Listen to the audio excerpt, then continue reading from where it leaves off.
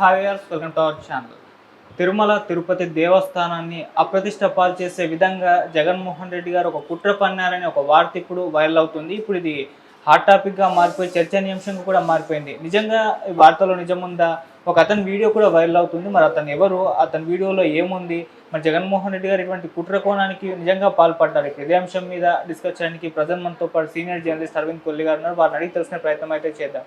Sir నమస్కారం. Sir కొద్దిసేపటి నుంచి కూడా ఈ వార్త అయితే వైరల్ అవుతుంది సార్. అంటే తిరుమల శ్రీవారి ఘటన నిన్న జరిగింది. అతను బయటకు వచ్చి కొంత కన్ఫెస్ కూడా అయ్యాడు. ఓకే, నేను తప్పుగా అనుకున్నాను, క్షమించండి అని చైర్మన్ని, టీటీడీ బోర్డుని, ఆంధ్రప్రదేశ్ రాష్ట్ర ప్రభుత్వాన్ని కూడా క్షమాపణ కోరినట్టుగా వీడియో అయితే సర్క్యులేషన్లో. అయితే ఒకటి చెప్పాల్సిన అంశం ఏంటంటే, నిజంగానే దీని వెనుక కుట్ర కొని ఉంటే మాత్రం ఇది అస్సలు క్షమించదగ్గది కాదు. ఎందుకంటే గతంలో అనేక సందర్భాల్లో టీటీడీ కేంద్రంగా టీటీడీ చుట్టూ రాజకీయాలు జరగటం చూసాం మనం. నిజంగానే దీని వెనక కుట్ర కోణం ఉంటే మాత్రం ఇది మరొక కుట్రగానే భావించి ఖచ్చితంగా ఈ కుట్రలో భాగస్వాములు అందరి పట్ల చాలా తీవ్రమైనటువంటిది. అంటే దీనివల్ల ఒక అంశం గమనించాలి. ప్రశాంతంగా ఉన్న చోట్ల అనవసరమైన ఘటనలు బట్టే ఒక పక్క రాష్ట్రానికి పెట్టుబడులు ఆహ్వానించాలి, రాష్ట్రంలో పెట్టుబడుల వాతావరణం పెరగాలి, రాష్ట్రంలో సంక్షేమ వాతావరణం పెరగాలి, సంక్షేమ పథకాలు అమలు జరగాలి, పెట్టుబడులు ఎక్కువ వచ్చి ఉపాధి కల్పన పెరగాలి, ఎకనామిక్ యాక్టివిటీ జరగాలి, ఫైనాన్షియల్ యాక్టివిటీ జరగాలి. ఒక పాజిటివ్ దృక్కోణంలో వెళ్ళాల్సినటువంటి ఇది ఖచ్చితంగా ఇది ఆశించదగ్గదైతే కాదు. ఖచ్చితంగా అంటే ఒకవేళ దీని వెనక నిజంగానే కుట్ర కోణం ఉంటే ఆ ఘటనకి కారణమైనటువంటి భక్తుడి నుంచి మొదలుపెట్టి కుట్రకి కారణమైనటువంటి వ్యక్తుల వరకు, భక్తుడి నుంచి వ్యక్తుల వరకు ఎవరిని టాలరేట్ చేయకుండా కఠినమైనటువంటి దర్యాప్తు జరగాలి, కఠినమైనటువంటి కేసులు బుక్ చేయాల్సిన అవసరం ఉంది. ఒక హార్మోనియస్ వాతావరణంలో ఉండాల్సినటువంటి టెంపుల్లో ఈ రకమైనటువంటి రాజకీయపరమైనటువంటి దురుద్దేశంతో కేకలు వేయటం, అదే సందర్భంలో దానికి మళ్ళీ కారణం ఏంటి అని చెప్తున్న కారణం కూడా నాకు విచిత్రంగా అనిపిస్తుంది. నాకు ఆకలేసి అరిచాను.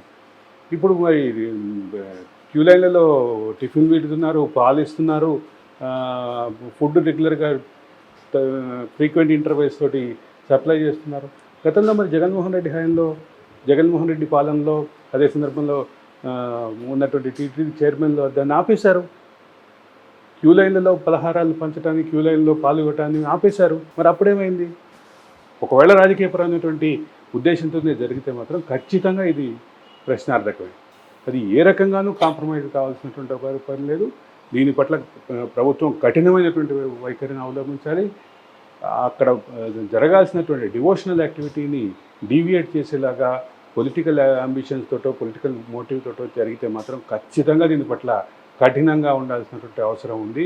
ఈ కఠినం అనేది దాని ఫలితం ఎట్లుంటుందో చూపించాల్సినటువంటి అవసరం అయితే ఉంది. ఒక పక్క హార్మోనియస్ వాతావరణాన్ని డిస్టర్బ్ చేయడంతో మొదలుపెట్టి అనేక రకమైనటువంటి కుట్రకోణం ఏదైతే ఉందో, కుట్రకోణం ఉందనేటటువంటి ప్రచారం బేస్ చేసుకుని చెప్తున్నాను నేను. కుట్రకోణం ఏదైతే ఉందో దాన్ని మాత్రం అస్సలు టాలరేట్ చేయొద్దు అనేది నా అభిప్రాయం.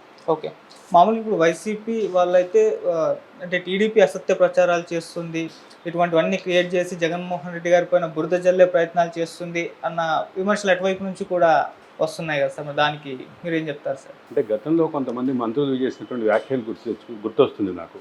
ఏం వ్యాఖ్యలు సార్? రథం కాలిపోయింది, ఏం పోతుంది, ఏమైంది, ప్రభుత్వం ఇంకోటి కొనిస్తుంది అన్నాడు ఒక మంత్రి.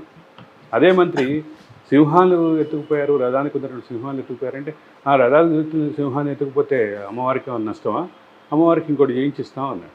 అదొకటే కాదు, అనేక ఘటనలు. ఇప్పుడు మన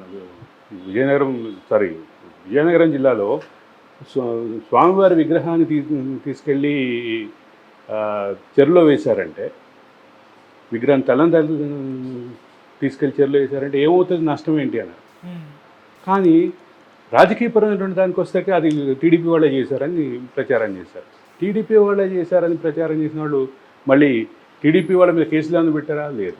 అంటే రాజకీయపరమైన అంశానికి దేవుడిని వాడుకోవటం, రాజకీయాలని దేవుడి చుట్టూ తిప్పటాన్ని ఎట్లా వ్యతిరేకిస్తామో రాజకీయపరమైన అంశాల కోసం దేవుణ్ణి వాడుకోవటం కూడా అదే రకమైనటువంటి వ్యతిరేకత. ఓకే. నా దేవుడు నా వరకే పరిమితం, నిన్ను నా దేవుడి విషయంలో నిన్ను బలవంతం చేయదు అనేటటువంటి ప్రాథమికమైనటువంటి సామాజిక సూత్రం నుంచి మొదలుపెట్టి రాజకీయంలో ఉన్నటువంటి రాజకీయంలోకి దేవుడు లాగటం నుంచి మొదలుపెట్టి దేవుడికి సంబంధించినటువంటి అంశాన్ని రాజకీయంలో దాకటం ఎంత ఇబ్బందికరమో అంతకంటే ఇబ్బందికరమైన విషయంగా భావించాలి. హార్మోనియస్ వాతావరణాన్ని దెబ్బతీసి